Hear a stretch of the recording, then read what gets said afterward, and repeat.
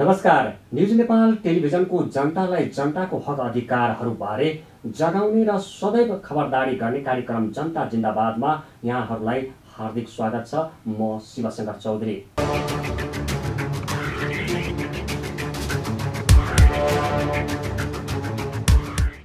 जनअधिकारको वकालत गर्ने कार्यक्रम जनता जिन्दाबादको आजको यो अङ्कमा हामी चर्चा गर्दैछौँ सडकमा निरन्तर पोखिँदै गरेको विरोधको। सरकारले कोरोना भाइरस रोकथाम तथा नियन्त्रणका लागि गर्दै आएका कामहरू चित्त बुझ्दो नभएको भन्दै युवाहरू निरन्तर विरोधमा उत्रिरहेका छन्।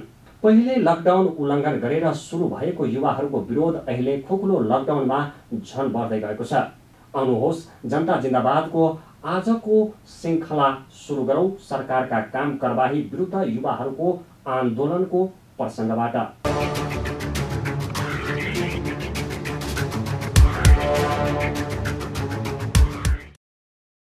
सुनिहाल्नुभयो, देखिहाल्नुभयो, यो विरोध हो। विरोध पनि विदेशी सहयोग लिने कि नलिने भन्ने विषयको। नेपाल सरकारले मिलेनियम च्यालेन्ज कर्पोरेसन अर्थात् एमसीसी सम्झौता गरेको छ अमेरिकासँग। त्यो सम्झौता लागू गर्न नेपालको संसदले पास गर्नुपर्छ। सरकार त्यही एमसीसी सम्झौता लागू गर्न संसदबाट पारित गराउने तर्खरमा छ। तर यसै गरी सडकमा जनताको ठुलो पङ्क्ति भने एमसीसीले देशको हित नगर्ने भन्दै दिनहुँ जसो विरोध गरिरहेका छन्। एमसीसीको विरोधमा सोमबार पनि काठमाडौँमा प्रदर्शन भयो। यसको विरोधमा कुनै न कुनै समूहले सधैँ यसै गरी विरोध गरिरहेकै हुन्छ। एमसीसीका बारेमा सत्तारूढ नेकपा भित्र नै विवाद भइरहेको छ। पार्टी अध्यक्ष द्वै केपी ओली र प्रचण्ड पनि एमसीसीका बारेमा एक मत छैन। नेता भीम रावल एमसीसीको विरोध सडक, सदन र मिडियामा चर्को रूपमा गरिरहेका छन्। पूर्व अध्यक्ष तथा पूर्व प्रधानमन्त्री झलनाथ खनालको संयोजकतामा एमसीसी बारे अध्ययन गर्न गठित कार्यदलले दिएको सुझाव पनि पार्टीले स्वीकार गरी आफ्नो सम्पत्ति बनाएर राखेको छ। तर यसको बारेमा कुनै ठोस निर्णय भने अझै गरिसकेको छैन। सत्ताको नेतृत्व गर्ने दल नेकपा नै एमसीसीको पक्ष र विपक्षमा भने स्पष्ट नभइरहेका बेला यसको विरोधमा भने दिनहुँ विरोध भइरहेका क्रम बढ्दो छ। एमसीसी सम्झौता संसदबाट अनुमोदन गर्न नहुने भन्दै सोमबार युवाहरूले काठमाडौँको माइती घरमा प्रदर्शन गरेका थिए। प्रदर्शनमा सहभागी भएकाहरूले एमसीसी खारिज गर्न माग गर्दै चर्का नारा लगाउँदै विरोध प्रदर्शन गरेका हुन्। उनीहरूले एमसीसी राष्ट्रको हितमा नरहेको भन्दै सरकार विरोधी नारा लगाइएका थिए। एमसीसी सम्झौता राष्ट्रघाती रहेको दाबी सहित त्यसलाई पारित गर्न नहुने भन्दै सडकमा विरोध चर्किरहेको छ।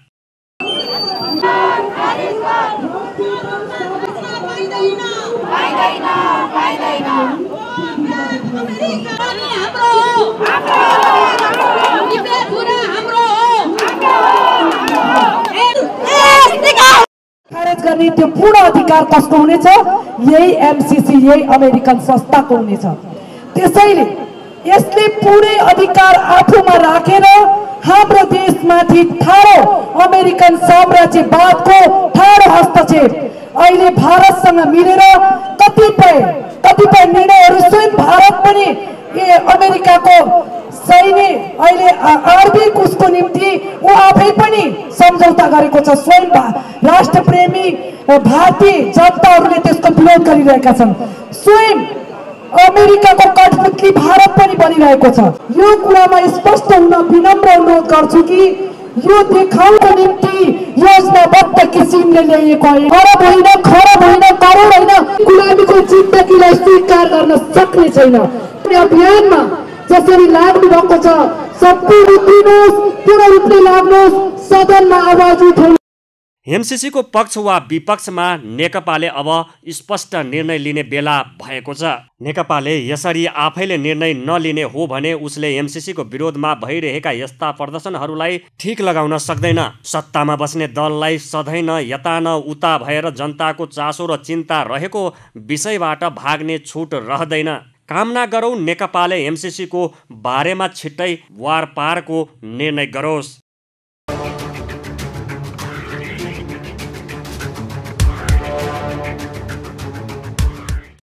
दर्शकवृन्द हेरिहाल्नुभयो, सरकार भन्छ काम गरिरहेका छौँ, युवाहरू भन्छन् सरकारले राम्रो काम गरेन। सरकारका काममा पारदर्शिता नभएको युवाहरूको आरोप छ। राजनीतिक सङ्गठनमा आबद्ध नभएका युवाहरू यो यस्तो खालको विरोध निमुखा जनताको प्रतिनिधि आवाज बनेको छ।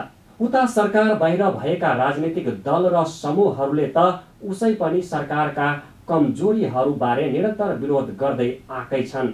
हामी आशा गरौँ सरकारले जनताको आवाज समयमा सुनोस्, जनताको पक्षमा सधैँभरि काम गरोस्। कार्यक्रममा हामी अर्को प्रसङ्ग पनि जोड्दैछौँ, सरकारी घोटालाको। सरकारले स्वास्थ्य सामग्री खरिदमा व्यापक घोटाला गरेका विवरणहरू सार्वजनिक भइरहेका छन्। स्वास्थ्य तथा जनसङ्ख्या मन्त्री भानुभक्त ढकाल र उनका विज्ञ सल्लाहकार डाक्टर खेम कार्कीले ओम्नी समूहलाई रातारात महँगोमा स्वास्थ्य सामग्री खरिद गर्न कानुन मिचेर काम गरिरहेको आरोप जनताले मात्र होइन, सांसदहरूले नै लगाएका छन्। सरकारले कोरोना महामारीबाट जनतालाई बचाउन सकेसम्म सस्तो र सुलभ रूपमा खरिद गर्नुपर्ने स्वास्थ्य सामग्री महँगोमा, त्यो पनि आफू निकटका कम्पनीलाई किन दियो? सांसदहरूले सरकारमाथि उठाइएको प्रश्न के हो र कति जायज देखिन्छ? हेरौँ यो थप प्रसङ्ग।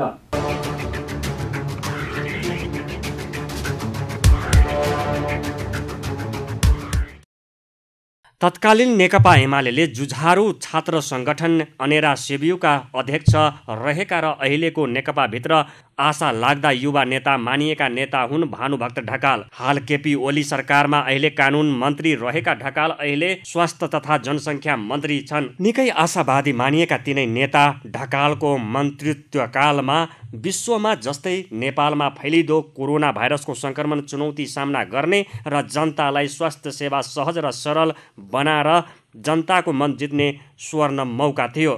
प्रधानमन्त्री केपी ओलीले नै भ्रष्टाचारप्रति शून्य सहनशीलताको नीति लिएको घोषणा गरेकाले ओली सरकारका मन्त्रीहरू आर्थिक अनियमिततामा नजोडिने जनताको आशा र विश्वास थियो। झन् भानुभक्त ढकाल जस्ता जुझारु युवा मन्त्री कोरोना सङ्क्रमणका बेला उदाहरणीय काम गर्ने विश्वास जनताले लिएका थिए। तर कोरोना सङ्क्रमणको वर्तमान कहर मन्त्री ढकालको लागि जनताको सेवा गरेर नाम कमाउने चुनौतीपूर्ण अवसर होइन, आर्थिक अनियमितताको नाममा बदनाम हुने कर्म बन्न पुगेको छ। यो कुनै हाम्रो मनगढन्ते आरोप होइन, लेखा समितिको बैठकमा सत्तारूढ दल नेकपाकै सांसदहरूले लगाइएको खुल्ला आरोप हो। सांसदहरूले स्वास्थ्य सामग्री खरिदको जिम्मा ओम्नी समूहलाई दिन स्वास्थ्य मन्त्री ढकालले देखाइएको हतारोले अनियमितता भएको आशंका जन्माएको हाकाहाकी बताएका छन्। सिंहदरबारमा सोमबार बसेको सार्वजनिक लेखा समिति बैठकमा उनीहरूले ओम्नीलाई स्वास्थ्य सामग्री खरिदको जिम्मा दिनका लागि चैत 12 गते भएका बैठकका श्रृङ्खलाले अनियमितता भएको आशंका जन्माएको धारणा राखेका हुन्। रातारात ओम्नी समूहलाई नै किन स्वास्थ्य सामग्री खरिद गर्न दियो भने उनीहरूले प्रश्न समेत गरेका थिए। नेकपाका सांसद विरोध खतिवड़ाले 12 गते रातिभर बैठक बसेर ओम्नी समूहलाई स्वास्थ्य सामग्री खरिद गर्न दिनुले आशंका पैदा भएको दाबी गर्नुभयो। 12 गते दुईटा बैठक, एउटा 1 बजेदेखि कति बजेसम्म, त्यसपछि राति 7 बजेसम्म उनीहरूलाई भत्तै माग गरेर 7 बजेपछि कति बजेसम्म बैठक बस्यो भन्थ्यो, त्यो भन्न सकिँदैन। तर के चाहिँ देखिन्छ भने तपाईँले पठाएको विवरणबाट यो राति 7 बजेको बैठक सकिएर तय भएर अनेकौं पत्राचारहरू भएको छ। एउटा मात्र होइन, अनेकौं। ब्याङ्कलाई लेख्ने पत्रदेखि लिएर त्यो समूहलाई लेख्ने पत्रदेखि लिएर अनि त्यो सम्बन्धित समूहले सरकारलाई देखाएको प्रतिबद्धतादेखि जस्तो के भनेको छ भन्दा म भनेर सुनाउँछु। कोटेसनको बिल छनौट भएको 12 गते साँझ बेलुकी 7 बजेबाट बैठक सुरु भएर वार्ता गरेर सिफारिस गरेको 12 गते मन्त्री स्तरबाट निर्णय भयो, छनौट गरियो। 12 गते नै कम्पनीलाई कार्यालय दिइयो, कम्पनीले 12 गते नै पत्राचार गर्यो, 12 गते नै ब्याङ्कलाई पत्राचार भयो। यस किसिमबाट त्यो राति 12-1 बजेसम्म सम्पूर्ण यो घटनाकारले ब्याङ्क कसरी खुला बस्यो होला मलाई आशा लागेको मात्रै हो, त्यो देखिन्छ। नेकपाकै सांसदको लोलीमा बोली मिलाए विपक्षी सांसदले पनि। मुख्य विपक्षी काङ्ग्रेसका सांसद डाक्टर मिनेन्द्र रिजालले स्वास्थ्य सामग्री खरिदको जिम्मा ओम्नी समूहलाई दिने विषयमा चित्त बुझ्दो जवाफ आउन नसकेको बताउनुभयो। उहाँले प्रारम्भिक छलफलमा नै सहभागी नभएकालाई ठेक्का दिएको विषय सन्देशपूर्ण रहेको धारणा राख्नुभयो। सरकार को छ, सरकार के बन्छ, भोलि को होला, को नहोला, को सत्तामा छ, को प्रतिपक्ष छ, मतलब छैन। उसलाई मतलब यस छ कि कोरोनाको कहरमा अझ नेपालीहरू पर्नु नपरोस्, अझ यो रोग नफैलियोस्। त्यतातर्फ अहिलेसम्म हामीले कुनै पनि सन्देश लिएको र मन्त्रालय त्यसअनुसार काम गर्न थालेको अथवा प्रधानमन्त्री कार्यालय त्यसअनुसार काम गर्न थालेको हर रूपमा आधार कहीँ देखाएको छैन। संसदको तेस्रो ठूलो दल जनता समाजवादी पार्टीका सांसद प्रदीप यादवले पनि स्वास्थ्य सामग्री खरिदमा सार्वजनिक खरिद प्रणालीको धज्जी उठाएको र यसमा मन्त्रीसम्मको संलग्नता रहेको सिधै दाबी गर्नुभयो। पुरै खरिद ऐनको धज्जी उडाएको छ।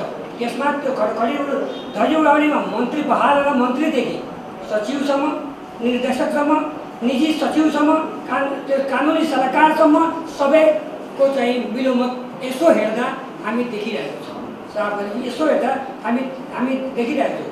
यसको तपाईँको खरिद प्रक्रियामा सामानको खरिद हेर्ने हो भने स्वास्थ्य सामग्री जुन खरिद भएको छ, सरकारले खरिद गरेको छ, त्यसको नेपाली बजार र विदेशी बजारमा अब त पहिलाको जमाना छैन।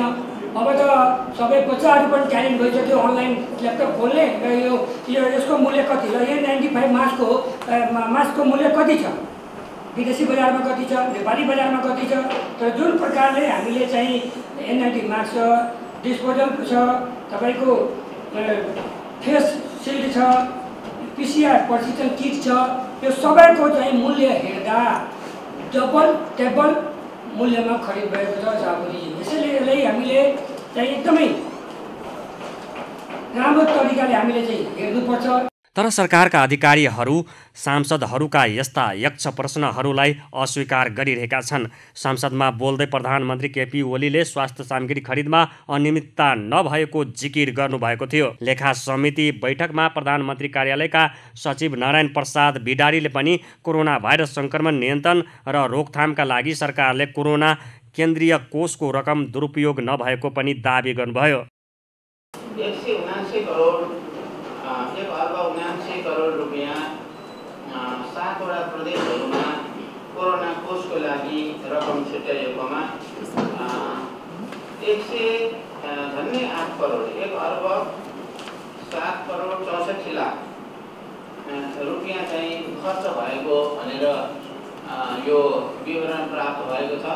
यो तत्त प्रदेश सरकारले नै रकम छुट्याएर गरिएको खर्च हो। 179 करोड रकम छुट्याइएकोमा 108 करोड रुपियाँ प्रदेश सरकारमा खर्च भएको अवस्था हो। र त्यसै गरी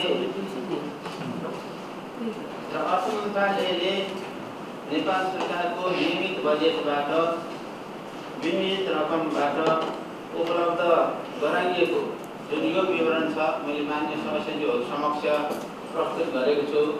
यसमा स्वास्थ्य तथा जनसङ्ख्या मन्त्रालय र अन्तर्गतका निकाय र अस्पतालहरू, रक्षा मन्त्रालय र अन्तर्गतका निकायहरू, गृह मन्त्रालय अन्तर्गतका निकायहरू गरेर 8वटा निकायहरूका लागि उपलब्ध गराएको निकासा रकम 535 करोड रुपियाँ छ। बैठकमा स्वास्थ्य सचिव लक्ष्मण अरियाल र स्वास्थ्य सेवा विभागका महानिर्देशक दिपेन्द्र रमन सिंहले आफूहरू भर्खर मात्र जिम्मेवारी सम्हाल्नेकाले धेरै जानकारी नभएको जवाब दिँदै आरोपबाट पन्छिन खोज्नुभयो। लेखा समितिले चैत दोस्रो सत्ताबाट भाइरस सङ्क्रमण नियन्त्रणका लागि ओम्नी समूहले खरिद गरेको सामग्रीमा अनियमितता भएको भन्ने सार्वजनिक भएको विषयमा सरकारवाला अधिकारीहरूसँग छलफल गरेको हो। यसरी हावा नचली पात हलिँदैन भने झैँ सरकारले स्वास्थ्य सामग्री खरिदमा जालझेल नगरेको भए लेखा समितिको बैठकमा यसरी मन्त्री ढकाल र उनको टिमले गरेको कामप्रति सत्तापक्ष र विपक्षका सांसदले एकै स्वरमा मन्त्री ढकाल र सरकारको आलोचना गर्ने थिएन। सांसदहरूको यस्ता यक्ष प्रश्नहरू उठाइएपछि मन्त्री ढकालका कामप्रति जनताको पनि आशंका बढेको छ। अब मन्त्री ढकालप्रति नैतिकताको प्रश्न उठेको छ। उनले सांसदहरूले उठाइएका प्रश्नको जवाब मात्रै दिएर सुख पाइँदैन। जनताको सामु पारदर्शिताको उदाहरण पनि कुराले होइन, काम र तथ्यले देखाउने र दिलाउन सक्नुपर्छ।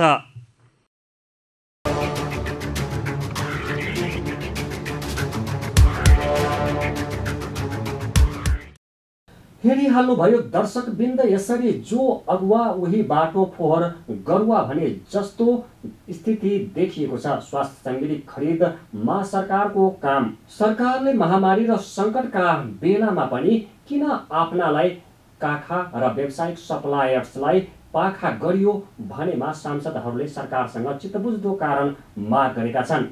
सांसदहरूले स्वास्थ्य सामग्री खरिदमा अनियमितता भएको तथ्यका आधारमा सरकारको विरोध गरेका छन्। सरकारका कामप्रति असन्तुष्टि सांसदहरूले उठाइएका सवालको जवाब सरकारले कुराले होइन कामले दिन सकोस्, हामी यही माग गर्दछौँ। तपाईँ जनसमुदायको जस्तै कार्यक्रम जनता जिन्दाबादलाई अघि बढाऊ अङ्गीकृत नागरिकताको पक्ष र विपक्षमा देखिएको घटनाक्रमका साथ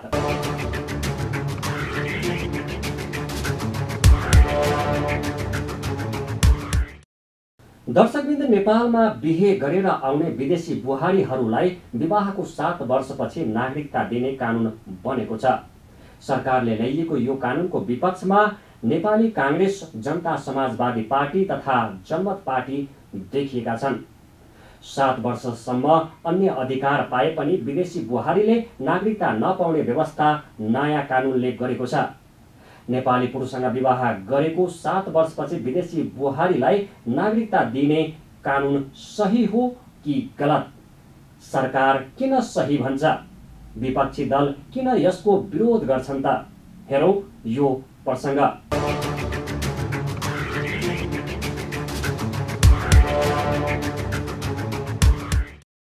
प्रतिनिधि सभाको राज्य व्यवस्था तथा सुशासन समितिले नागरिकता ऐन संशोधन विधेयक बहुमतले पारित गर्दै गर्दा त्यसमा फरक मत राख्दै हुनुहुन्थ्यो जनता समाजवादी पार्टीका नेता तथा सांसद महतो।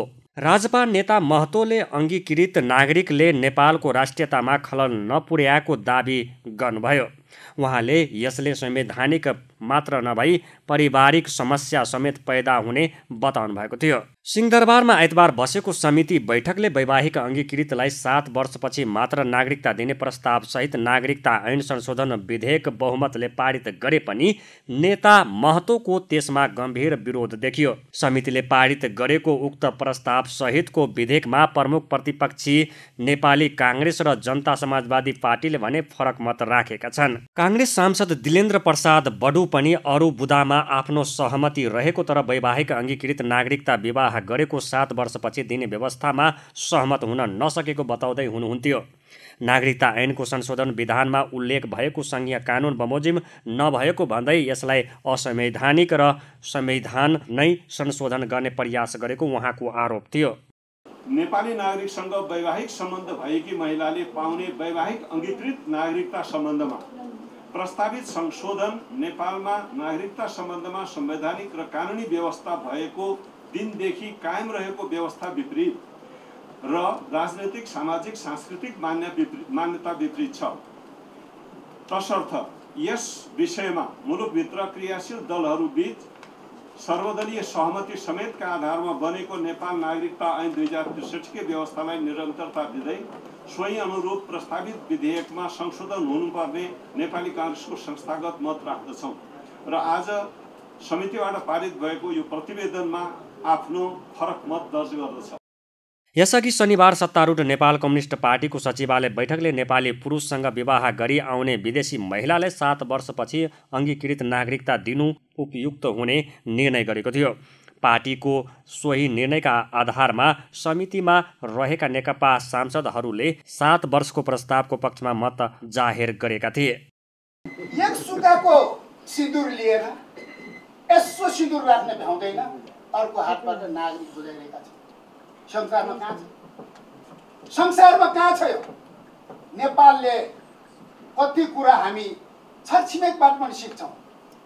हामीले सिकेको कुराबाट छिमेकले चित्त दुखाउँदैन। छिमेकीले त झन् गर्व गर्छ, हामीबाट सिक्यो नेपालले भन्छ। भारतमै 7 वर्ष भएछ, हाम्रो चेली गएपछि दिँदाखेरि अब हामीले पनि 7 वर्ष गरेर त भारत त झन् खुसी हुने पर्यो। हो, नेपाल नै सिक्लिया भन्छ। हामीले के गर्यौँ? राम्रै त गर्यौँ नि। यो पनि फेरि हामीले त सभापतिज्यू तपाईँ मार्फत सिङ्गो राज्य व्यवस्था समिति तर्फबाट नेपाल कम्युनिस्ट पार्टीलाई धन्यवाद दिन चाहन्छु। किन धन्यवाद दिन चाहन्छु भने कम्तीमा पनि हाम्रो यो समितिका सदस्यज्यूहरूले ल्याएको त्यो प्रस्ताव र छलफलको आधारमा नेपाल कम्युनिस्ट पार्टी हिजो त्यस्तो निर्णय गर्यो अरे भन्ने सुन्छु। त्यसकारण सभापतिज्यू मार्फत नेकपालाई पनि धन्यवाद दिन्छु, हाम्रा कुरा सुने खान्छ। त्यसैले गर्दाखेरि यसमा कुनै हामीले अन्यथा मान्नुपर्ने जरुरत छैन। समितिले विधेयकमा अङ्गीकृत नागरिकता नपाउन्जेल विदेशी महिलालाई स्थायी बसोबास अनुमति पत्र दिने प्रस्ताव पनि ल्याइएको छ। यसले राजनीतिक र सरकारी नियुक्ति जागिर बाहेकका विभिन्न 7वटा अधिकारको व्यवस्था गरेको छ। यो प्रावधान पनि पारित भएको छ। अङ्गीकृत बाहेक राज्य व्यवस्था समितिले गरेका अन्य प्रस्तावहरू सर्वसमितिले पारित भएका छन्। यसरी देशमा भित्रिने विदेशी बुहारी भित्रेपछि कहिले नागरिकता दिने भन्ने विषयको कानुन बनाउनमा हाम्रा दलहरूको साझा धारणा नै बन्न सकेन। नेकपासँग झन्डै 2/3 बहुमत भएकाले यो विधेयक बहुमतले पारित भयो। तर विदेशी बुहारीलाई नागरिकता दिने बारे यसरी दलहरूले आफ्नो डम्फु बजाएर एकता कायम गर्न नसक्नु निकै दुःखद विषय हो।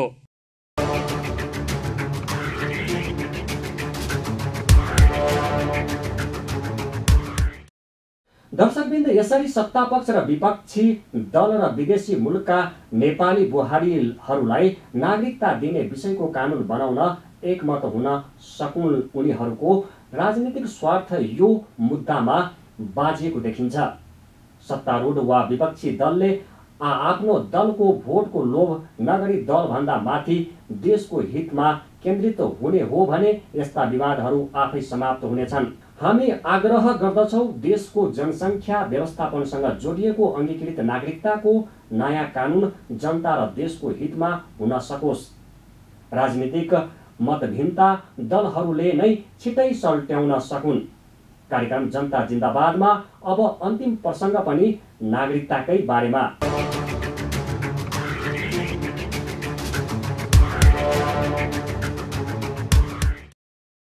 नेपालमा अङ्गीकृत नागरिकताको विवादलाई बल्ल सल्टाइएको भए पनि दक्षिण एसियाली देशहरूमा कुनै पनि देशले विदेशी बुहारीलाई तत्काल नागरिकता दिने गरेको पाइँदैन। छिमेकी भारतमै पनि विदेशी बुहारीका हकमा 7 वर्षपछि मात्रै पासपोर्ट दिने गरी प्रक्रिया अघि बढाउने अभ्यास रहेको पाइन्छ। यस्तै पाकिस्तानमा 5 वर्षपछि, श्रीलङ्कामा 7 वर्षपछि, अफगानिस्तानमा 8 वर्षपछि र भुटानमा त झन बुहारीले बच्चा जन्माएपछि मात्रै विदेशी बुहारीलाई नागरिकताका लागि योग्य ठहराउने अभ्यास रहेको पाइन्छ।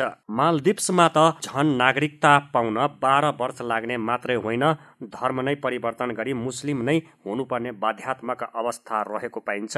अझ भारतीय अभ्यासलाई हेर्ने हो भने पनि नेपाली काङ्ग्रेस, जसपा र सीके राउतको जनमत पार्टीले राखेका अडानहरू अमिल्दा र अव्यावहारिक देखिन्छन्। भारतीय काङ्ग्रेस आइकी नेत्री सोनिया गान्धी इटालियन मुल्ककी भारतीय नागरिक हुन्। स्वर्गीय प्रधानमन्त्री राजीव गान्धीकी धर्मपत्नी र भारतीय राजनीतिको एउटा सशक्त राजनीतिक वंश गान्धी परिवारकी बुहारी भइकन पनि अझै उनलाई भारतीयहरू घाँटी भारतीय चेली वा नागरिकको मान्यता दिन स्वीकार गरिरहेका छैनन्। उनले भारतीय प्रधानमन्त्री हुन्, विदेशी मुलुककी नागरिक भएकै कारण नपाइएको इतिहास ताजै छ।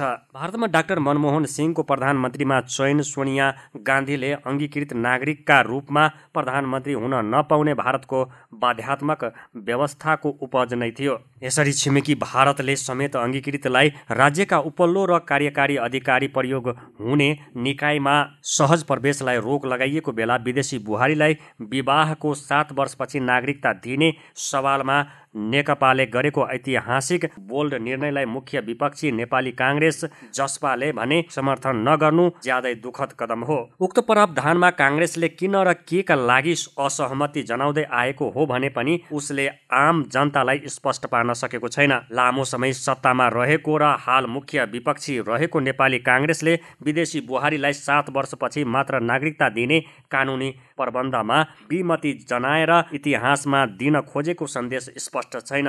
राष्ट्रको जीवन र जनसङ्ख्यालाई नै दीर्घकालीन रूपमा प्रभाव पार्ने यो निर्णयमा काङ्ग्रेस किन पक्षमा उभिन सकेन भने ठूलो रहस्यको विषय भएको छ।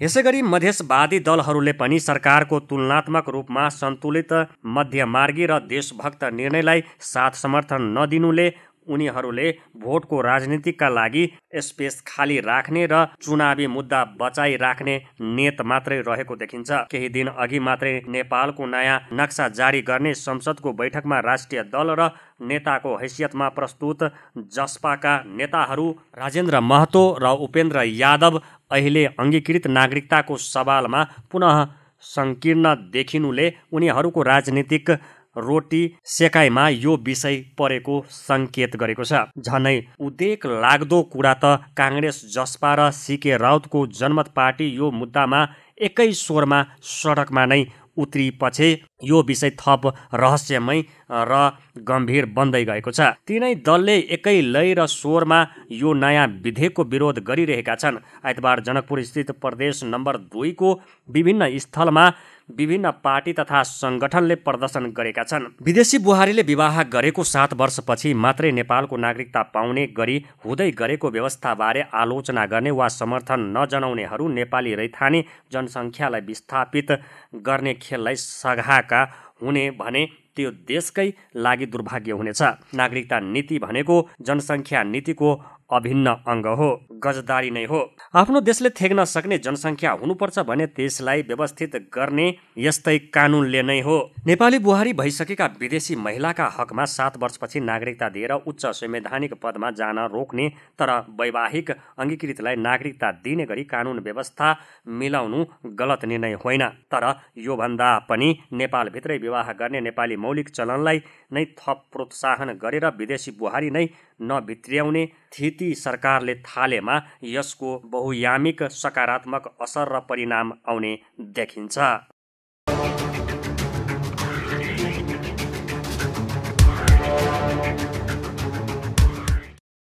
हो दर्शकवृन्द, अङ्गीकृत नागरिकता वितरणमा सत्तापक्ष र प्रतिपक्षी दलहरू एकमत हुन सकुन्। नेपालमा विदेशी बुहारी भित्र्याउने भन्दा पनि देशभित्रै विवाह गर्ने संस्कार बन्न सकोस्।